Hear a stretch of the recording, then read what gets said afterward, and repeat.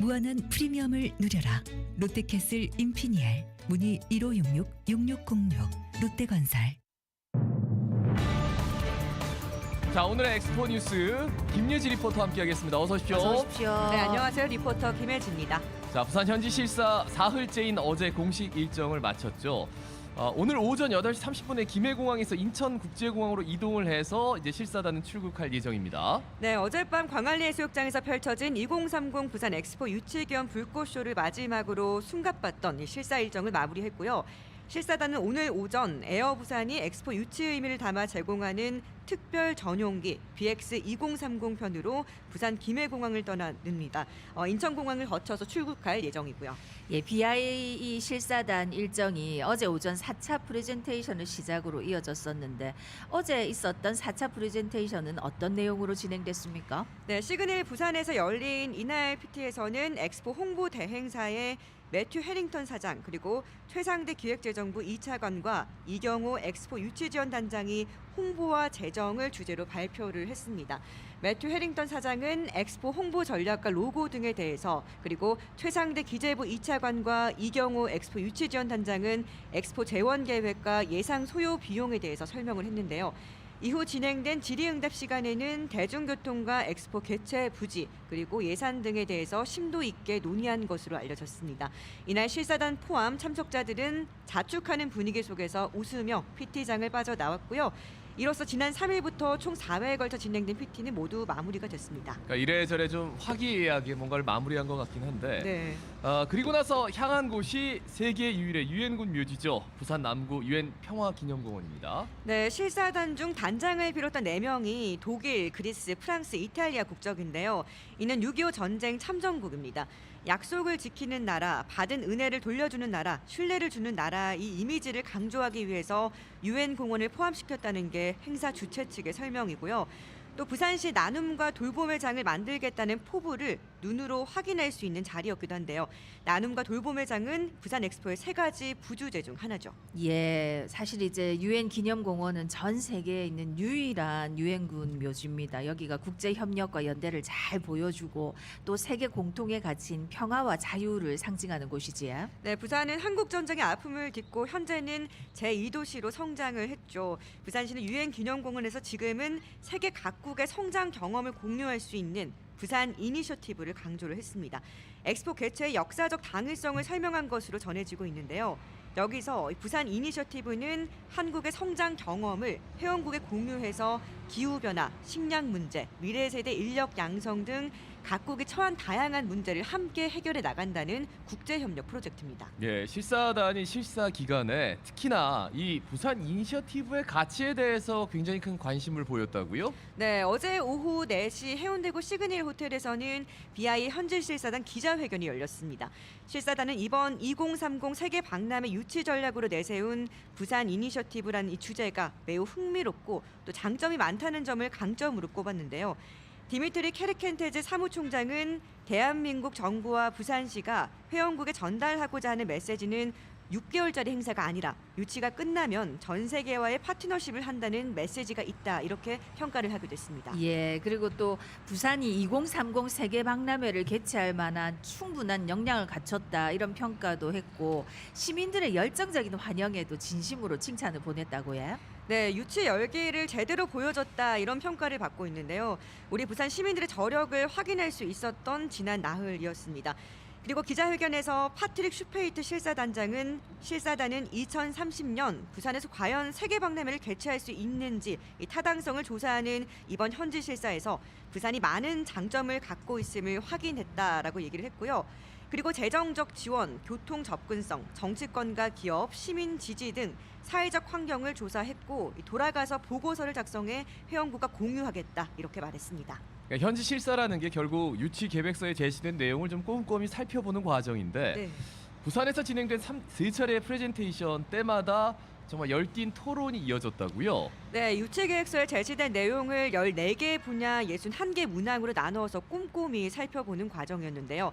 캐르켄테즈 사무총장은 엑스포의 주제는 BI의 개최지 선택에 있어서 가장 중요한 사안이라면서 이 주제는 감정을 건드려야 하고 또 각국이 박람회에 와서 공감해야 하는데 이 부산은 인류의 미래를 위해서 엑스포가 돌봄과 나눔의 장이 되도록 하겠다, 이런 아주 흥미로운 주제를 골랐다면서 우리는 부산의 주제가 매우 좋았고 또 달성하고자 하는 목표를 잘 알게 됐다고 평가를 했습니다.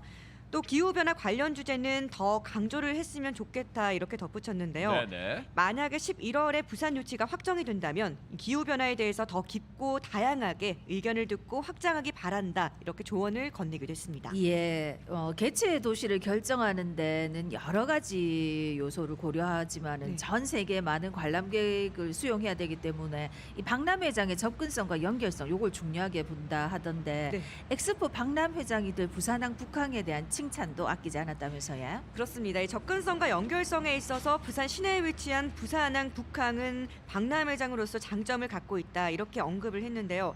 슈페이트 실사단장은 공항과의 접근성, 또 공항과 철도와의 연결성, 또 시내로 이어지는 도로 시스템 등이 매우 중요하다면서 부산은 7년 뒤에 2030년까지 실현 가능한 계획을 가지고 있는 곳이라고 평가를 했습니다. 특히 박람회장 부지는 도시 내에 이미 인프라를 갖춰 있기 때문에 부산시가 박람회 개최 전까지 준비할 수 있을 것이라고 봤는데요.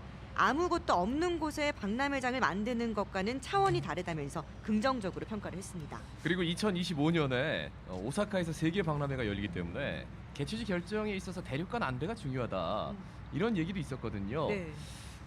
그래서 과연 부산이 이런 의구심에 대해서 기자회견에서 이에 대한 질문도 있었다고요? 그렇습니다. 그 질문에 대해서는 BI에서는 그런 원칙이 없다라고 언급을 했습니다. 과거 월드엑스포가 아시아에서 연달아 열린 사례도 있고 네네. 그런 것은 문제가 되지 않는다고 설명을 했습니다. 예, 그리고 이제 우리나라하고 지금 경쟁을 하고 있는 사우디아라비아 리야드와의 비교에 대한 질문도 있었다고요? 네, BI 현재 실사는 개최 후보지 간의 상호 간 경쟁보다는 각각의 프로젝트의 장점을 비교하는 것이란 점을 강조를 했는데요. 각각 실사단이 다르다, 그래야 A와 B를 비교할 수 없다면서 가능하다면 부산과 대한민국이 제공하는 2030년의 장점이 무엇인지 보고자 하는 것이라고 설명을 했습니다. 예, 그러니까 경쟁이라기보다는 그 시대에, 그 주제에, 그리고 그 나라가 그때 맞느냐, 그렇습니다. 이런 것들을 살펴본다.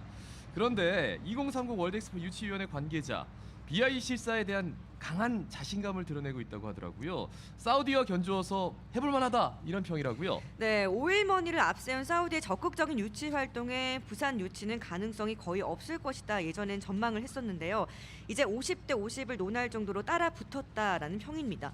지난해 9월 부산이 유치에 나설 당시 구도가 1강 사우디아라비아를 중심으로 1중 2약으로 형성이 됐습니다. 이 엑스포 유치 전에 비교적 뒤늦게 뛰어든 부산이 유치에 성공할 가능성은 당초 낮게 점쳤던 건데요. 6일간의 BI 공식 실사 과정에 이르기까지 7개월간의 노력이 소정의 성과를 거둔 거죠. 예, 부산은 이미 준비됐다 하는 점이 어필이 된 거지요? 네, 과거 북항을 엑스포 부지로 탈바꿈하면서 기존의 부산이 보유한 인프라와 해양 환경을 적극 활용한다는 취지인데요. 위원회 관계자는 사우디 리야드와의 비교에 있어서도 새롭게 모든 것을 만들겠다는 것보다 친환경적으로 기존 장점을 활용하며 메시지를 전달하겠다는 이러한 부산의 방식이 PT에서 강한 인상을 남겼다고 자평했습니다. 자, 그리고 어제 마지막 만찬이 해운대 에이펙 누리마루 하우스에서 있었는데 윤석열 대통령이 환송 만찬장에 깜짝 방문을 했어요. 네, 이날 환송 만찬은 2030 부산 세계박람회 공동유치위원장인 한덕수 국무총리가 실사단을 위해서 마련한 자리였는데요. 부산을 찾은 윤 대통령이 마지막까지 실사단을 꼼꼼히 챙기는 모습을 보여줬습니다. 지난 3일 청와대 상춘제에서 환영 만찬을 베푼 데 이어서 엑스포가 열릴 부산에서 실사단을 두 번째로 만난 건데요. 윤 대통령은 이날 백스코에서 열린 제4차 중앙지방협력회의를 마치고 회의에 참석했던 시도지사 협의회장, 시장도지사를 비롯한 관계부처 장관들과 함께 만찬장을 방문했습니다. 이 중앙정부와 지방정부의 단합된 유치지원 의지를 피력하는 한편 또 일주일간의 현지 실사를 성공적으로 마친 실사단의 노고를 치하하고 격려한 것으로 알려졌습니다. 예, 이제 자평하기를 리하드하고 이제 50대 50까지 왔다 했으니까 앞으로가 더 중요할 것 같습니다. 네. 지금 BI 실사단은 이제 이번에 실사 내용을 바탕으로 부산에 대한 심층 평가 보고서를 작성하게 되는 거지요. 네, 실사단은 이번 방한을 통해서 우리나라의 유치 역량 및 준비 정도 등을 평가를 하고요. 5월까지 실사 보고서를 작성하게 됩니다. 이 보고서는 오는 6월 171개 회원국에 배포될 예정인데요.